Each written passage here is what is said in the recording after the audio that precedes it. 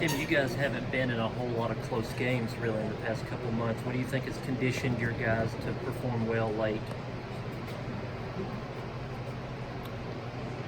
I just think playing a lot of tough ball games. They might not be, from a run standpoint, close, but I look at the Mississippi State SEC game. I look at just kind of the competition that we're playing. I mean, I don't know. They feel close. I mean, I know the margin might be 2 or 3 runs, but the nature of this game is it can spin quick, and I just feel like we've played very tough baseball against very tough opponents, and we're pretty well seasoned right now. How important was it for JJ in that spot where there's kind of a bigger strike zone to take the walk that he does to start that? You just had to get to first. I mean, once Marty gets out, then you're just trying to get to first base some way, somehow. I knew that they were probably going to pitch him away, try to hit the ball to left field. So he just had to be very aware of that, and I thought he did a good job. That was as good at bat as anyone, really, just to get to first base. And then, when at least getting to first with Ethan and Clark up, I felt like, okay, we got the first baseman anchored, so we got a little bit of space to work with. And I felt like that play was coming. I felt like he was going to roll the ball down in the corner. I thought he could get the head out, and I felt like I was going to have a decision to make. So he did, and I did, and thank goodness he stepped quicker than I thought he was. Can you speak to Harrison's scoring that run early? Because that was a tough play to get the third on. Yeah, it might have been the best base running maneuver of the game because he basically popped the clutch. He kind of slowed down at second base just to give a read to the ball, but then he popped the clutch on a good arm, and he got to third base. Now the double play broke the inning, but at the same time he scored. If we don't score that run, it's completely different. The runs were just tough to come by tonight. It was just one of those games. Hadn't been that way much, but you know what? It happens, and that's why you got to pitch and play defense. Were you expecting Smith to come back for the ninth, top of the order? I didn't know. I mean, I thought he had pitched well enough to do that, yeah, and he had some good adrenaline. He had a lot of confidence, and that was their guy. They know their team better than I do, and we just some way, somehow, we had to do something against them. From a roster standpoint, how beneficial is it not to have you play tomorrow? Obviously, you know what the games mean, but just to the rest and where about the pitchers? Well, yeah, I mean, if we had to play tomorrow, we would have made it work. I mean, you do what you have to do. We did it against Texas in 14, but you'd rather not.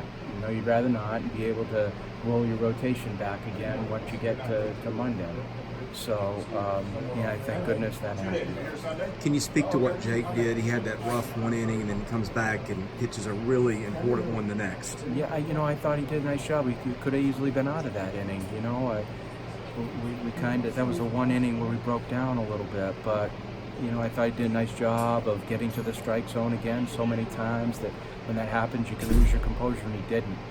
And I thought he did an excellent job of just maintaining emotions and being able to get to the zone. Mason didn't have great control early on, had some walks, hit a guy. What does it say about a kid that has issues like that early on and throws 2 hits? So he can settle himself. He's done that before. I thought he did it a little bit against Duke, but you're right. He had a lot of 3-ball counts early, and he wasn't grabbing the count.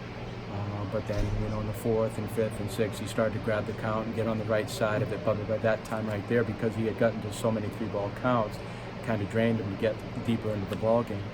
But I see it as a positive just from the standpoint of getting Eder in there. I think it's a very positive situation in the non-championship side of things, playing your bracket, to get pitchers out on the mound, because this next deal, it's another progression, it's another step, and if you haven't been out there, you have to handle it, and it's not easy. You said in March that there was more from Harrison Ray. That was yet to be seen. Is that type of play to end the game on this stage what you were thinking of?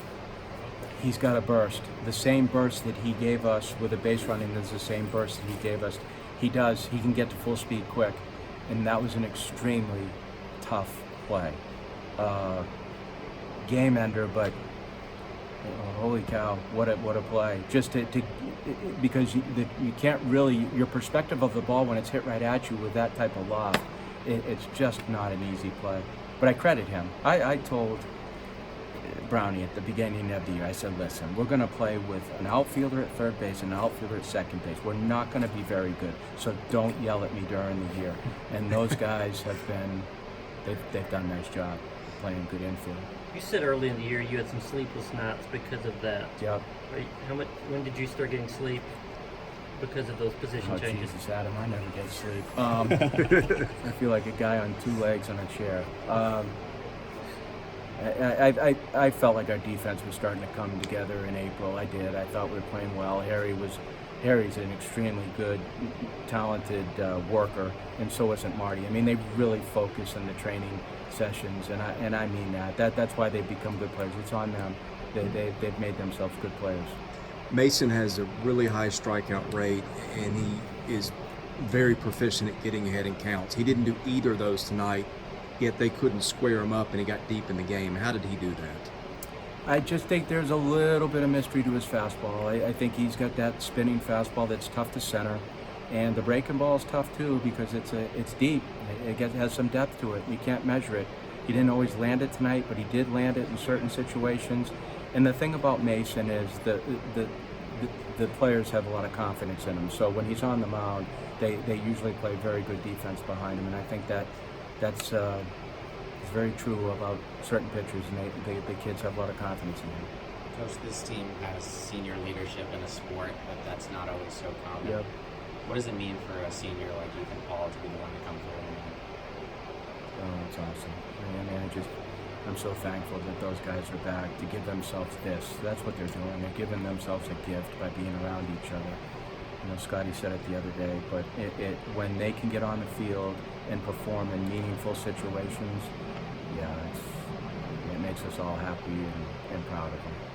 What's going on there late when Smith yells, it looked like at Julian, and I think the umpire goes over and talks to their dugout a little bit. What's going on in your dugout at that point? No, it's just emotional. I mean, you can see it. I mean, the kid was emotional because that was a big strikeout. He lifted the crowd, and I'm sure he was into it. And you know, that's what happens sometimes.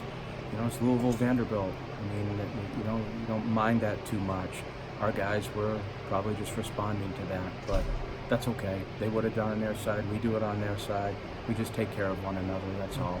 They just stopped there, right where it needed to, and then we just played baseball. The biggest thing was just settling down emotionally to play baseball beyond that. To get 3 outs in the next inning and come back in the 9th and put some runs on the scoreboard.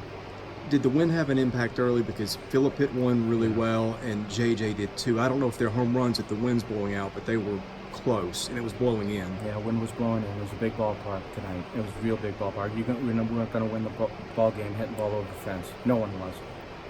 We talked about that with our outfielders in length before the game started because we didn't want to get beaten in front.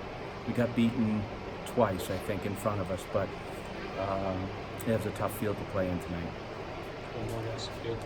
Thanks, Tim. Thanks.